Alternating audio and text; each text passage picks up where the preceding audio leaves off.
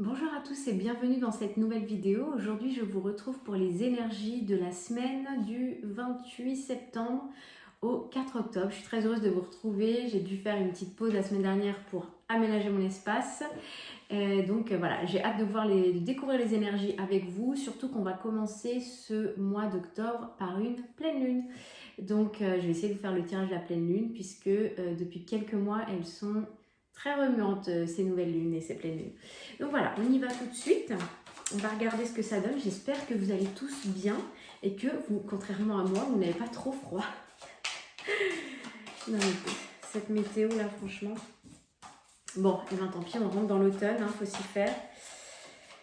Allez, on y va, on va voir ce que ça donne au niveau des énergies cette semaine, générale, sentimentale comme d'habitude. Bienvenue à ceux qui ne connaissent pas la chaîne. N'hésitez pas à vous abonner si vous souhaitez être informé des prochaines vidéos. Allez, c'est parti. Alors, au niveau général, qu'est-ce qu'on a cette semaine, 28 septembre? Et puis au niveau sentimental, ça saute. Sentimental, semaine du 11 septembre au 4 octobre. Ensuite, alors les challenges cette semaine au niveau général, sentimental. C'est une guidance générale, donc on est bien d'accord. Vous ne forcez pas à vous sentir concerné. Si ça ne vous concerne pas, ça ne vous concerne pas. Peut-être les semaines suivantes ou précédentes, mais voilà, c'est l'énergie générale. Allez, quelques indications. Alors là, ça fait beaucoup quand même. Au niveau général, qu'est-ce qu'on nous apprend? On parle de quoi? Voilà, et puis au niveau sentimental, je vais vous monter toutes les cartes au fur et à mesure, ne vous inquiétez pas. Et puis les sages des guides au niveau général. Donc là, c'est le message des anges. Et puis au niveau sentimental, allez, on est parti, on a tout. Au niveau des énergies générales, on a l'énergie du pendu. Donc l'énergie du pendu au niveau général, ça peut nous indiquer que vous vous trouvez, pour ceux à qui ça parle, dans une situation où vous vous sentez pas libre d'agir, où vous vous sentez coincé. Vous pouvez aussi vous sentir dans une sorte de brouillard, comment dire, comme si vos antennes étaient un petit peu brouillées et puis vous n'arriviez plus à vous repérer, à savoir ce qui est bon pour vous, à prendre la bonne décision. Il y a quelque chose qui, comme ça, pourrait vous brouiller un petit peu la vision, mais cette carte, elle a un sens. Le sens de cette carte, c'est que si vous vous sentez effectivement dans cette situation, coincé, pas libre d'agir ou perdu momentanément, c'est parce que vous avez quelque chose à observer de cette situation. C'est-à-dire, peut-être que vous voyez les choses d'une certaine façon et qu'on vous invite à les voir d'une autre façon. Peut-être à ouvrir un petit peu les œillères, peut-être à reconsidérer le rôle de chacun, peut-être à reconsidérer les options aussi. On va voir dans le milieu de la semaine là, ce qui se passe. Ok. Alors, à mon sens, c'est une invitation à vous connecter à votre moi intérieur, à votre intuition, à votre guidance intérieure, à votre guidance divine, à vos guides même peut-être. Et il peut même y avoir une idée d'apprentissage, de leçon de vie.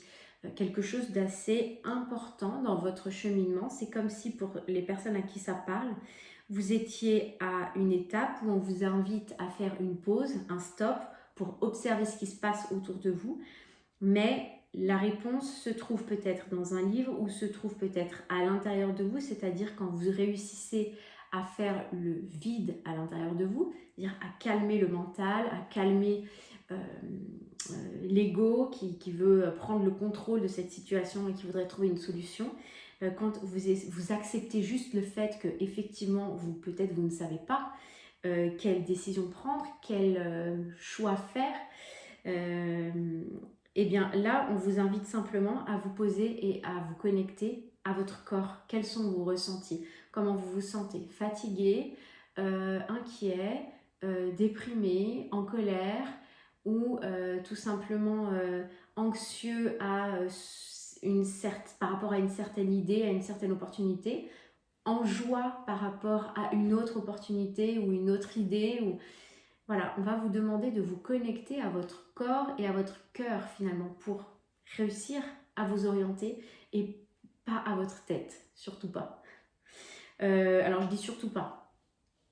Il faut prendre les choses quand même avec des pincettes. C'est-à-dire que peut-être que si vous êtes habituellement trop dans le mental, et bien là on vous invite simplement à venir vous centrer dans le cœur.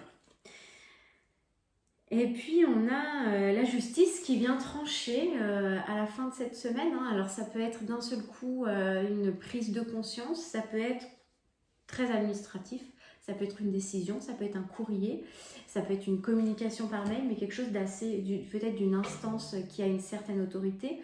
Ça peut être un tribunal, mais ça peut être aussi l'administration. Ça peut être comme ça. Vous êtes peut-être dans l'attente d'une décision, c'est possible. Et vous faites le choix, parce que c'est quand même central, cette carte de la papesse, c'est l'énergie de l'intuition, c'est l'énergie de l'apprentissage, c'est aussi l'énergie du secret. C'est peut-être quelque chose que vous gardez à l'intérieur de vous, c'est peut-être pas quelque chose autour duquel vous communiquez beaucoup, peut-être que c'est quelque chose d'intime, tout simplement. On nous parle de quoi? On nous parle de communication. Pour certaines personnes, il peut y avoir besoin de verbaliser certaines choses, de laver son linge sale là, en famille, c'est un peu l'idée de la carte de la parole.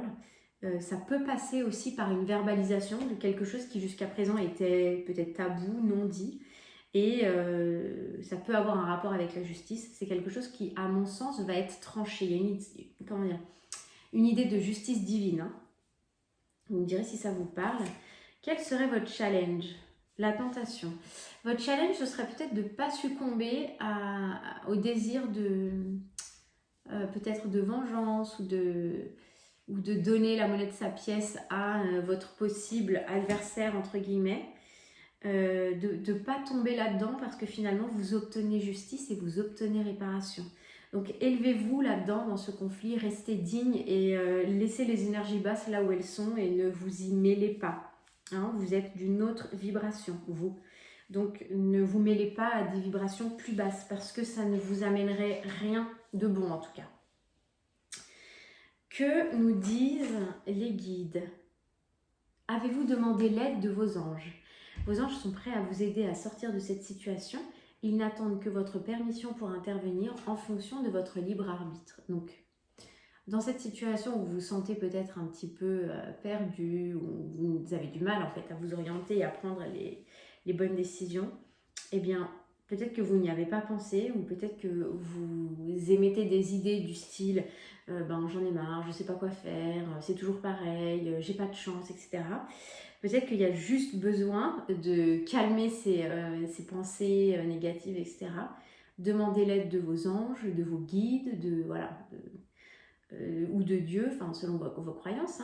En tout cas, demandez l'aide du monde subtil, peu importe comment vous le vivez, vous le vibrez, vous le considérez, et de façon à ce qu'il puisse intervenir et vous aider en fait dans cette situation, et puis aussi vous aider à garder des vibrations hautes, des pensées hautes. Surtout ne pas sombrer dans le négatif ou dans le côté victimisation. Qui ne vous servirait pas en fait, sur un plan énergétique du moins. Voilà pour le domaine général. Au niveau sentimental, on a l'impératrice. Donc pour certains ou certaines d'entre vous, l'impératrice c'est le féminin sacré, l'affirmation du féminin, de l'affirmation de ses valeurs, de qui on est, de qui on veut incarner. Donc c'est une carte extrêmement puissante d'ancrage dans la matière Il peut y avoir, pour certaines personnes, de l'engagement, de l'avancement dans une relation, dans une situation, de l'officialisation. Il peut y avoir ça. Je vais voir la suite avant de vous dire, ok. Pour d'autres personnes, en carte centrale, on a l'énergie de la Lune. Alors, comme je vous l'ai dit en début de tirage, on commence le mois d'octobre par une pleine Lune. Donc ça peut avoir un rôle assez important. Et puis on a le Butler. Okay. Pour certains ou certaines d'entre vous, il peut y avoir un désir, alors que vous soyez célibataire ou en couple, je vais m'adresser aussi aux célibataires, il peut y avoir un désir de réaffirmation, de poser ses valeurs, de ne plus négocier avec son âme, avec son essence, de rester fidèle à soi-même, de rester fidèle à ses valeurs. Et ça occasionne peut-être, alors si vous êtes en couple, ça peut faire des remous avec votre partenaire. Si vous ne l'êtes pas, eh bien peut-être que si vous faites des rencontres ou si vous avez envie de rencontrer quelqu'un, il y a une sorte de maturation qui s'est faite et c'est pas à n'importe quel prix. C'est pas, vous n'êtes pas prêt à tout sacrifier. Et cette prise de conscience et ces idées comme ça qui germent du plus profond de vous, ça peut vous donner quand même des états d'âme, vous dire mais est-ce que je vais y arriver, est-ce que maintenant c'est ça que je veux, est-ce que j'ai trouvé, est-ce que ce sont mes valeurs, est-ce que c'est moi, est-ce que je peux avancer comme ça sur cette voie. Moi j'ai quand même l'impression que c'est pour vous, vous êtes en train de quitter un ancien schéma et vous vous préparez à vivre un nouveau cycle avec le Butler qui est la première carte des arcanes majeures du tarot de Marseille. Lui, vous voyez sur son établi, il prépare ses outils, il se prépare à se mettre en route sur son nouveau cycle. Donc pour moi, il y a comme quelque chose, c'est un cycle en fait. Alors c'est pas un grand cycle, j'ai pas l'impression que ce soit vraiment cataclysmique. C'est pas un grand cycle, mais c'est un petit cycle, c'est une petite prise de conscience, c'est une petite maturation. Il y a quelque chose qui fait que, enfin, ça peut paraître petit comme ça, mais intérieurement, pour vous, c'est très important parce que c'est une reconnexion à vos valeurs. Peut-être que vous cherchiez depuis un moment et puis là, enfin, il y a quelque chose qui sort de l'eau au niveau émotionnel, au niveau... il y a quelque chose comme ça, là. Au niveau émotionnel, il y a quelque chose qui jaillit de l'intérieur de vous, peut-être qui était enfoui depuis longtemps, qui était peut-être secret, qui était peut-être caché. Et puis là, il y a un réel désir de sortir en fait des sentiers battus, de vous affirmer, de prendre confiance en vous et de ne pas craindre le regard des autres ou le jugement. J'ai l'impression que vous vous mettez sur votre chemin et quoi qu'en pense l'entourage, l'environnement. Et ça, c'est plutôt une très bonne chose. On nous parle de quoi? On nous parle d'instabilité. L'instabilité, c'est simplement que vous êtes en train de vivre une transition, j'ai l'impression, pour certains d'entre vous au niveau sentimental, justement de réajustement, de prise de conscience de qu'est-ce qui est important pour moi, qu'est-ce que je dois faire comprendre à l'autre. Je ne veux pas transiger sur ma liberté de penser, ma liberté d'agir, etc. Ça peut créer de l'instabilité dans les couples aussi, actuels, enfin qui sont déjà en route même depuis plusieurs années. C'est comme s'il y avait une nécessité de reprendre les bases en fait, de revoir un petit peu les bases du contrat. C'est un peu l'idée. Waouh! Le challenge, c'est de voir la lumière en fait. C'est extrêmement positif ce jeu. C'est vraiment, vous élevez en fait sur un chemin de lumière là-dessus. On sent qu'avec la carte de l'impératrice, le féminin sacré, qui peut se transposer homme ou femme, mais en tout cas votre part, si vous êtes un homme et que vous vous sentez concerné par ça, votre part féminine, votre part intuitive, votre part émotionnelle va se révéler, se réveiller et prendre une part importante à votre façon de voir les choses, à vos décisions, etc. Si vous êtes une femme, idem. Votre part féminine, si peut-être vous aviez tendance à réfréner vos intuitions, vos émotions, à cacher, tout ça avec la pleine lune va être exacerbé, va ressortir de façon à ce que vous soyez fidèle à vous-même. Et vous êtes vraiment sur un chemin de lumière, donc c'est juste magnifique ça. Waouh! Et alors attendez, sensibilité émotionnelle, c'est pas magnifique ça, le conseil des guides? On vous invite à renouer avec vos émotions. Respectez votre profonde sensibilité car c'est un don immense pour chacun d'entre nous. Elle est vraiment super cette carte. Et ça résume parfaitement le tirage sentimental de cette semaine. Vraiment, je crois que le challenge pour vous, c'est d'accepter en fait ces émotions, d'accepter peut-être les émotions que vous avez réfrénées depuis X temps, mois ou années, et puis de renouer avec, et puis de faire comprendre à la personne qui partage votre vie ou la future personne, en tout cas ce que vous projetez de faire au niveau sentimental, c'est de plus jamais transiger avec cette sensibilité émotionnelle et que elle doit faire partie en fait de votre vie sentimentale, de la communication avec votre partenaire, et on ne doit pas réfréner, se bloquer ou se restreindre. Non, puisque les émotions, c'est votre âme en fait qui vous parle au travers de vos émotions, et c'est très important. Je veux dire, si vous restez connecté à ça, vous ne pouvez pas vous tromper de chemin, tout simplement. Et j'espère que cette guidance vous aidera pour la semaine à venir. J'essaye de vous faire les énergies de la pleine lune du 1er octobre. Et en attendant, je vous souhaite une excellente semaine et je vous dis à très vite pour une prochaine vidéo. Bye bye.